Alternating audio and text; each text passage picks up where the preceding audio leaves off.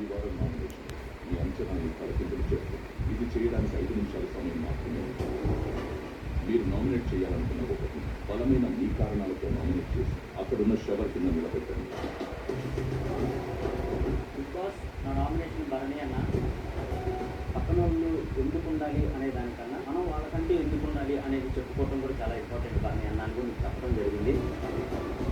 మీ గురించి మీరు మాట్లాడకుండా మీ గురించి మీరు స్టాండ్ అవుట్ తీసుకోకుండా ఎక్కడో వెనకాడుతున్నారేమో అని నాకు అనిపిస్తుంది.